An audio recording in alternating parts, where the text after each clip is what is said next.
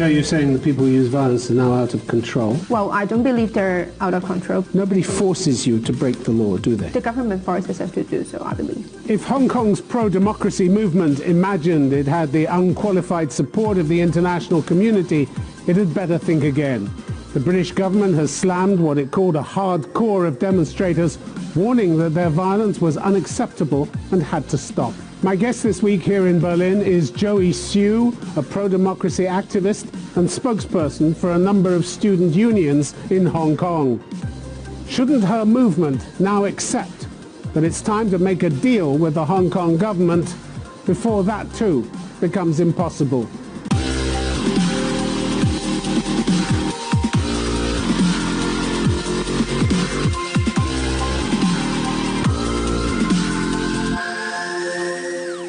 Joey Siu, welcome to Conflict Zone. My pleasure.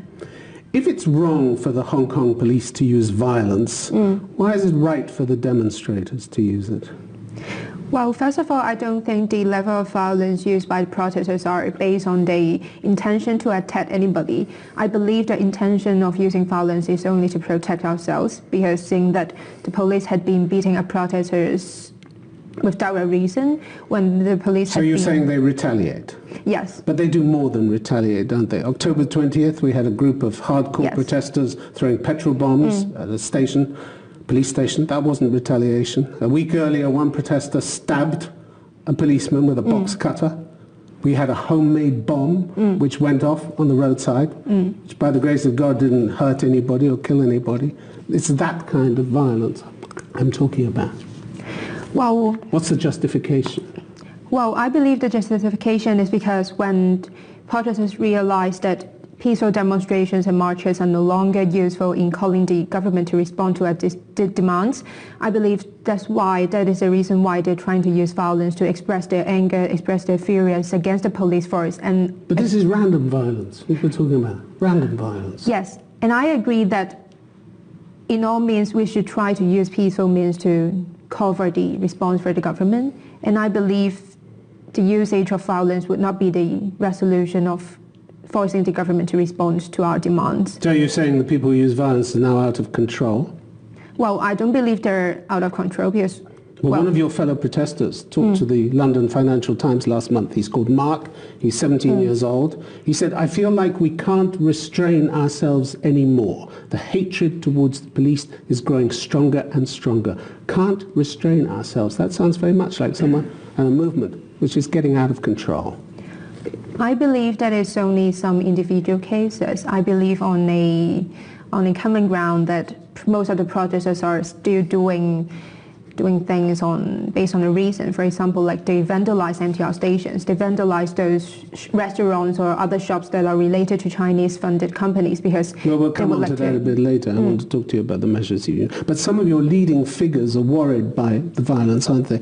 Johnson Young, who was an organizer of the 2014 Umbrella Movement, he said every stakeholder should take action immediately if we don't want the violence to escalate to a point where there's no turning back. But why don't you stand up and say, enough with the violence? Well, I believe one of the principles among the protesters is about no splitting and no condemning any of our protesters, even though the level of violence they use seems to be like escalating and might be posing some harms to the others. So you maintain almost Chinese Communist Party unity. That's vital for you, is it? I think nobody can argue, nobody can talk, nobody can dispute. Well, we do argue and we do discuss about our actions, and even after those vandalizations, we've got some discussions online on the online forums about, and we did reflections on our actions. So I believe there are... But the violence still goes on. Who can stop it? Who can order it to stop? Well, I believe nobody can try to stop it unless... Nobody. So it's out of control then if nobody can stop it. Unless when the younger generations and together they're willing to stand up together with the older generations, for example, like say for like student leaders together with some significant leaders from the pro-democracy side, when these leaders try to stand up together and say, now we have to do something peaceful and to stop the violence, I believe that might be there might be a way to stop the violence. And another thing, that sounds pretty tentative. That sounds pretty tentative, pretty difficult. Once the train is rolling, nobody, it seems, in your group can stop it. That's dangerous, isn't it? Yes, I agree. So that's why we had been organizing peaceful marches and rallies to try to switch the tactics that we are using on protesting to call for the government to respond to our demands. And I believe everybody in the society had been working very hard. For example, like we are organizing general strikes. We had been organizing class boycotting campaigns because we would like to try to explore other peaceful means so that we do not have to use violence. If in the meantime you should, God forbid, kill anybody, an innocent passerby or a policeman, your movement's finished then, isn't it? Your international support will evaporate overnight. Yes, I agree. And you're prepared to take that risk? And you won't come out in public and say, we need to stop this. The British government has slammed, last week, has slammed what it called the hardcore minority, said the violence was unacceptable. Mm-hmm. This is the sound of your international support wavering and leaving you, isn't it? Yes, well, I believe the escalation of violence and those violent scenes would definitely be very concerning to the international society when all the free world countries are advocating using peaceful means to bring the situation to a result. But they're telling you you've gone too far already. Doesn't that matter? Well, of course that matters, but I think the most important thing is about how can we hold our government accountable and how can we bring them to respond to our demands. What about the judiciary? You've had criticism from judicial institutions in Hong Kong, pretty heavy criticism. These are the bodies that enjoy considerable respect around the world for their impartiality. Again, if you're losing them, this is a really bad sign for you. The Law Society, for instance, said all forms of unlawful violence, particularly against the police, the use of petrol bombs against the police, as well as the apparent attacks on the families of police officers and bullying of their children at school. Do you approve of those methods? Bullying the children of police officers at school? Well, I don't agree with those methods. But still, we stick to a principle of no splitting. So you don't agree with the violence and you don't agree with the bullying of the children. Doesn't sound as though there's much you agree with, but you'll stay silent anyway. No, we had been advocating using peaceful means, for example, like peaceful rallies, marches to express our concerns and demands. But the point is that we do not publicly condemn those actions, but still we try to use our peaceful means, to use our own peaceful means to try to switch the tactics. And yet others are using intimidation, mafia-style intimidation. We have a report of one teenage daughter of an officer being harassed by an adult while she was playing sport. They said to her, what your father is doing is disgusting. Since when are children responsible for the actions of their parents? Well, first of all, I don't think any family members of those police officers should be responsible for their own disgusting actions. And but you're making them responsible. Some of your people are making them responsible, bullying them, harassing them. Well, I believe that is happening, but Well, the Law Society says it's happening. They accuse you of it. Yes, I can't deny that it is actually happening, but still we're trying to use peaceful tactics to bring the situation to a resolution. And I believe like bullying family members would not be a very good way to solve the situation. The Hong Kong Bar Association said your attack on the Hong Kong airport constituted serious obstruction and was in open defiance of injunctions granted by the courts. In other words, you broke the law. Do you want to live in a state governed by the rule of law or only the laws that you like? Of course, I would like to live in a state of rule of law. However, we can see that it is very obvious that the situation of rule of law in Hong Kong is being broken, not by the protesters, but by the government itself first. And I believe that's why protesters are marching on the street, are taking onto the streets, even though they know that it will break the law. And I believe but your it is the government. activists are saying, you know, that their most important aim is to fight to protect the rule of law in Hong Kong and judicial independence. But you're trashing it at the same time. Well, I believe... You're breaking the law to protect the law? It doesn't add up, does it? Well, it is the government that forces us to take on the streets and to break the laws. It is not the protesters' intention to break the laws. Nobody forces you to break the law, do they? The government forces us to do so, I believe. That's your interpretation. But here are these judicial institutions warning you that criminal contempt, as they put it, impedes the administration of justice and, if unchecked, will inflict grave and irreparable damage to the rule of law in Hong Kong. Grave and irreparable damage. That's what they think you're doing to Hong Kong. Doesn't that matter? Well, of course that matters. But as I have mentioned, what matters the most is about whether we can actually bring a change to our political structure and our government structure. And that would be the common goal and would be the most important goal for us to achieve at this moment. And I believe even for the Department of Justice itself isn't being totally independent for now. After the hangover of Hong Kong from the British government to the Chinese government, we can see that our core values are judicial systems being encroached by the Chinese government. We can see from the recent prosecutions that the Department of Justice is only prosecuting and putting those protesters on court while they are... But you still have independent judges. You still have independent courts. Well, in terms of system, they are independent. However, we can see that they're actually being very heavily influenced by the Chinese government, that they're sidestepping these cases of, for example, like the 21st July Yunlong cases.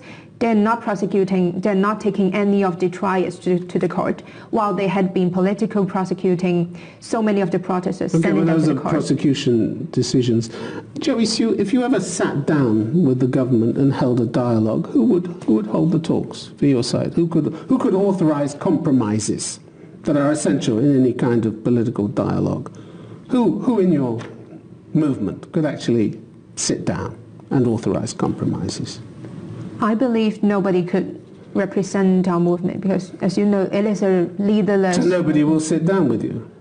You're not opening doors, you're closing doors, one after the other, we are opening doors. aren't you? You just said nobody could authorize compromises, nobody can sit down for you, represent you.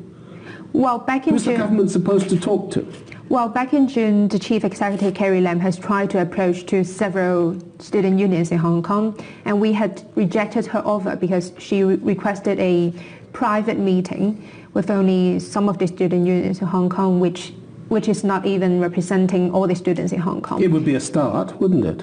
It would have been a start. It won't be a start, it will only be an end to our movement, because back in 2014, we see that Carrie Lam tried to talk to some of the student leaders, some of the leaders of the Umbrella Revolution. However, what we got after the dialogue was the crackdown of our movement, and then Carrie Lam did not fulfill any of her promises in the dialogue. And we feel like, especially in this leaderless movement, it is very important for us to have a public dialogue with as many stakeholders in the society as possible. At least we cannot only have the student activists talking to Carrie Lam. Okay, we have to include other stakeholders. You've put forward 5 principal demands of the Hong Kong government. You and your fellow activists have argued that the government has only addressed one of them, which was the extradition bill, which they withdrew. But in fact, according to Albert Chen, Professor of Law at the University of Hong Kong, the government responded to all of your demands, just not in the way that you wanted. You wanted an independent investigation into police handling of the riots. You didn't get that. But you didn't get nothing either. The Independent Police Complaints Council appointed 5 overseas experts from Britain, Canada, Australia, and New Zealand. You didn't get everything, but they did respond, didn't they? Well, I believe what are we calling for is not only an official demand for official response from Carrie Lam. What we are asking for is about the concrete actions by the Hong Kong government. We are asking them to respond to our demands by taking actual actions. For example, they invited these experts from Britain, Canada, Australia, and New Zealand. Well, I believe that is not what we are asking for. No, it's not exactly what you wanted, but it's something. We are asking for an independent commission of inquiry to investigate into police brutality. However, for the independent police commission, it is formed by mostly pro-establishment camp supporters. How can we trust them? How nobody can hold it accountable? You can't trust the overseas experts from Britain, Canada, They are only Australia, advisory New Zealand. committees. They are not the ones who make decisions. to handle the complaints. You also want all charges dropped against protesters who've been arrested, and they've turned that down. But how could they do anything else? If you're found to have broken the law, you should be punished the same way as the police are, shouldn't you? So why are you above the law? So why aren't they punishing the police? They have in the past. Police have been hauled into court and punished. We cannot even identify the police because they are not showing their warrants, because they are not showing the numbers. When we cannot hold the police accountable, when nobody can actually punish the police, how come the Hong Kong government it could be charging our protesters with rioting, even though they're only participating in some peaceful marches? That is not reasonable. So but that's you don't consider yourselves equal before the law with everybody else, do you? We are equal before the law. So why should you get an amnesty? Why? If you've broken the law, and the Hong Kong Bar Association, the Hong Kong Law Society seem to indicate that you have broken the law, shouldn't you be punished for breaking that law? Well, I believe asking for an amnesty would be the best solution, would be the best resolution to resolve the current situation. I thought you wanted to uphold the rule of law in Hong Kong. Yes, we Joey want. Siu. Yes, we want. But at the same time, then you want an amnesty. You want to escape punishment for breaking the law. What kind of lawless society, then, do you want to live in? I would not say that it's trying to escape from being punished when we have broken the law. I believe the reason why protesters are taking on to the streets is because we want the government to be accountable to us. We want the government to give concrete actions in response to our demands. And I believe that's why we are participating in peaceful marches, lawful marches, ever since June. However, the government, the police had been accusing us, has been arresting us for rioting.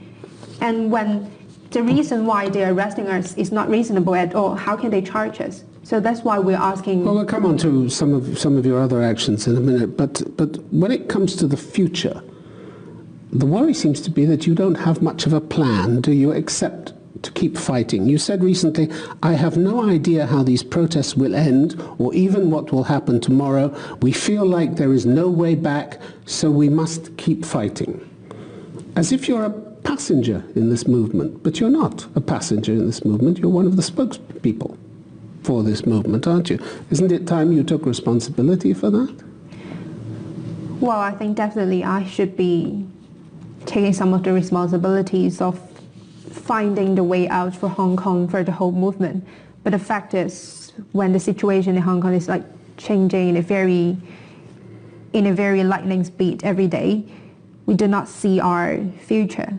We do not even know what will be happening the next day. Because back in June, back in July, we do not expect the government to be exercising its emergency power. But you don't have a plan of where to go, do you? Apart from saying we want all our demands met in full, that's the only plan you have, haven't you? That's it. We do have a plan. We do have a plan. We are very clear that we have to rethink about we have to rethink about the future of Hong Kong. We have to think about the 2047 deadline.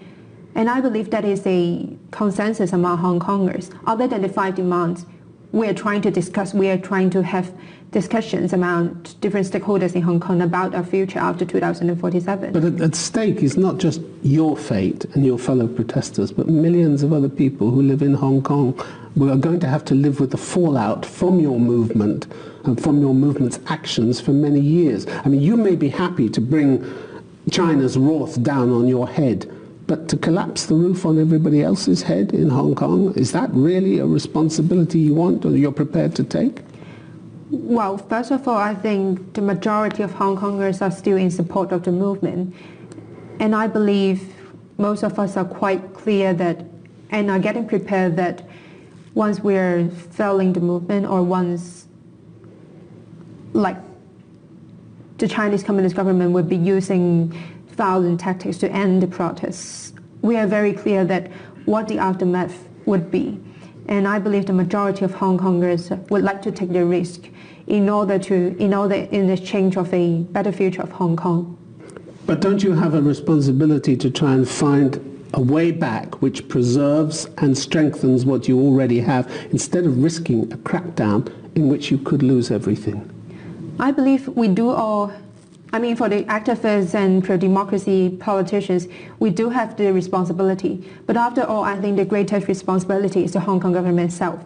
It is the British government calls for a meaningful dialogue between all parties with a credible political track to protect the rights and freedoms set out in Hong Kong's basic law.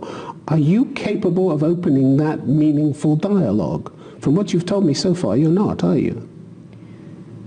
Well, I believe the first criteria of having a sincere and meaningful dialogue would be the Hong Kong government itself trying to be sincere. Well, last time when they were inviting student unions to the dialogue, they're trying to have it privately. They're not willing to make it public and to invite other stakeholders. And even when they're trying to invite... It could have been a start. I come back to that point. It could have been a start. How could it be a start when they're not being sincere? We do not believe there would be any kinds of meaningful consensus made in the dialogue. When they're trying to arrest our fellow protesters, when they're trying to put us in jail, how can we believe that there would be a meaningful or sincere dialogue? At least they have to stop the prosecutions first. I mean, not forever, but they at least have to show some sincerity. Some sincerity. People are worried that you're becoming increasingly rigid and inflexible. Joseph Cheng, who led a coalition of pro-democracy groups in 2014, says, no one ever dares to say, think about it or accept it. Anyone who does so will be severely attacked. We come to a consensus, we stick to that position, and we cannot shift. Is that the way you're going to be able to start negotiations? This rigid inflexibility? You're in danger of becoming just as inflexible as Beijing, aren't you? I believe the discussion about the future of Hong Kong or how the movement would go is like mushrooming, especially in the recent days when we see that there has been an escalation of violence while we're not achieving anything, we're not forcing the government to respond. I believe there had been more and more discussions, and I believe that like peaceful means would be the only way out for us to resolve the current situation in Hong Kong. Peaceful means, but a group of your protesters have been beating up people who just think differently. September the 15th, we had a group who beat up a 49-year-old Hong Kong man, beat him unconscious because he dared to challenge what the group was doing. Chow Hu-tung remonstrated with your fellow activists. He shouted at them, love China, I'm Chinese. But they beat him up, unconscious, had to go to hospital. He was in critical condition when he arrived, but he survived. Is that the way you deal with people who think differently from you? Well, of course, that would not be the very ideal way. Ideal? You don't even condemn it? We do not condemn any kinds of... You have no principles then? If you're not going to condemn... We do have principles. Inhuman treatment like this, you can't even look me in the face and say, I condemn this kind of inhuman treatment? We will not do any kinds of public condemns. But still, we are trying to switch the tactics to a more peaceful way. What about the violence against businesses that are seen as unsupported? How do you imagine you're protecting democracy by trashing ATM machines and Starbucks cafes? How does that help you preserve democracy? Well, I believe protesters are vandalizing underground stations, vandalizing those Chinese-owned companies for a reason, because they would like to bring actual harm to those companies because they don't support you. It is not about they don't support us. It is about they are the ones who are... think for themselves. They have to have their windows smashed and they have to have their ATM machines trashed because they just don't think the same way as you do. And you want to preserve democracy.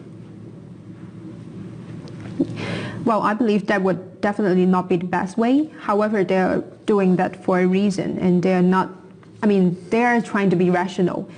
And that's why we're not trying to condemn them publicly, but still, we do have reflections, we do have discussions about those vandalizations, and there have been more and more voices about that we should actually try to explore some peaceful ways. So you're taking part in the local council elections, not you personally, but apparently 450 candidates from the pro-democracy group.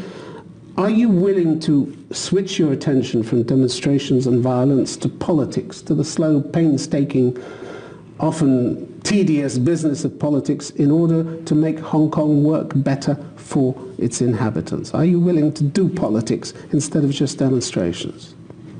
Well, I believe the two things have to go parallel, because one side about politics, when we've got pro-democracy activists trying to get into the institutions, we are trying to change the government structure by a democratic way, by elections. And at the same time, we have to continue our protests so that we can put pressure on the Hong Kong government itself.